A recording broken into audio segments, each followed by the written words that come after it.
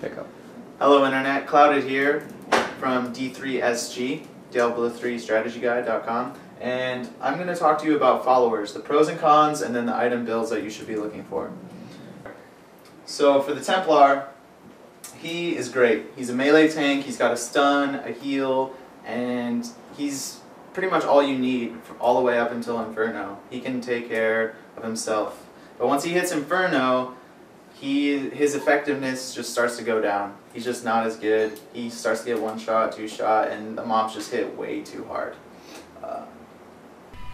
Alright, now I'm going to talk to you about the Templar and his different skill choices that you're trying to use with the Templar. Alright, so for his first skill, I chose heal. I mean, it's basically a free heal. It is what it is, and it's great. It's nice to have that little boost, especially as a ranged class. I just find it very useful. I think it's better than intervene. It's just intervene does have its uses, but I find the heal to be helping me more while I'm playing, whereas intervene is just kind of once every 60 seconds, and I just don't like it. For the second one, I chose Intimidate. The second one's kind of a crapshoot, right? You can either get more life or enemies are slowed. I mean, as a demon hunter, I like the slow, so I can put more distance between me and the enemies, but some people might like the regen. This is really up to your personal choice. For the third skill, I chose Charge for the stun, because it has a 2-second stun. I mean, I'm not really relying on my Templar for DPS, so the Onslaught, just 200% weapon damage, isn't that attractive to me. For the last skill, I chose Guardian. It's basically another heal, but he heals you when you're particularly hurt. So really, between this heal and this heal, that's like, it's almost a full potion, a full mythic potion, 12,500, 4,300. So yeah, that's like 8,700 or so heal. That's pretty good coming from him. Another one that you could choose is Inspire. If you want more resource regeneration, personally I find that I don't need it, but it might work for you. I like the extra heal, but some people might like Inspire. It's purely up to you. Yeah. For the Scoundrel, it has good DPS. That's definitely a pro. Like, I have some friends who have built their Scoundrel to have up to 8k DPS, so that's pretty significant. But that benefit, that extra DPS, doesn't really outweigh the Enchantress later on, and I'll go over that. You can use it situationally. I know some demon hunters that use the Scoundrel for the attack speed buff, but I wouldn't recommend it. Alright, next I'm going to talk to you about the Scoundrel, and go through the skills that I chose for him.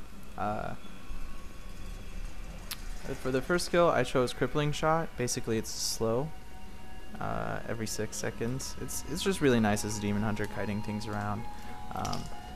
Alternatively, you could do Poison Bolts, but I'm not really relying on my Scoundrel for DPS. It's only 353 damage, so I don't really see how buffing his damage is as much of a benefit for me as slowing the enemies. For the next skill, I chose Vanish. Basically, your Scoundrel is up more. He's just basically has more uptime because he disappears and heals himself. Alternatively, you could have the Blind, which blinds enemies for 3 seconds. I chose Vanish because my weapon adds cold damage that I have on the Scoundrel, so he is like a little freezing turret. Every enemy he hits is just slowed, at least by a little bit. And so I just would rather have him doing that more often rather than blinding every 3 seconds. I was caught stealing once. For the third skill, I chose Powered Shot because it has a stun. It's not always nice to have a stun for 2 seconds every 20 seconds. That's pretty nice. And again, the Scoundrel firing 3 bolts isn't really going to help me as much as a stun is. For the last skill, it's ultimately up to you. I chose to have 3 extra 10% critical hit chance. I mean, if your crit is high enough, this could be worth it, where you have an increase in damage by 10%. Basically, you'll have it up 50% of the time as long as you're always critting. So like every 3 seconds, basically, you'll do 10% more damage. But I prefer just to have the base crit chance because my critical hit chance isn't quite up there yet.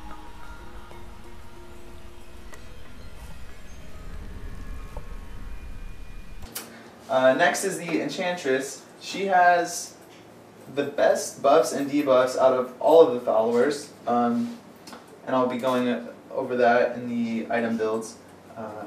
And honestly, the Enchantress, I believe everyone should be using her for Inferno.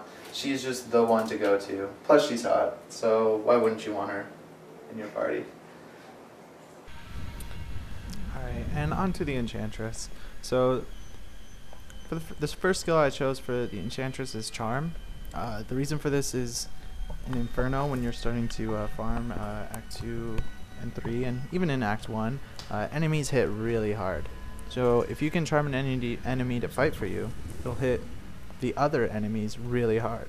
And so you can just see enemies drop around charmed enemies. So I chose this one over the Forceful Push. The knockback, I mean, it is every 10 seconds, but I found that charm was better suited for what I needed in the higher levels of Inferno.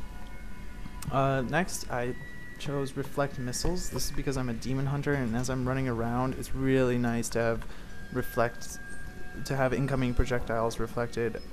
I mean, that is basically what I'm doing as a demon hunter, is trying to dodge these projectiles that are coming towards me and staying out of enemies' attack range. So if I can have 5 seconds where I can just unload and not worry about that, it's really nice. I mean, if I was a melee class, I would obviously want to go for the increased armor, but for me, I try not to get hit at all, so Reflect Missiles helps me do that as a demon hunter. The next one I chose was Erosion. The cooldown on this is 15 seconds, so it's pretty nice. I mean, the real thing that you want to be seeing here is that affected enemies take an extra 15% damage from all attacks for 3 seconds. That's pretty nice.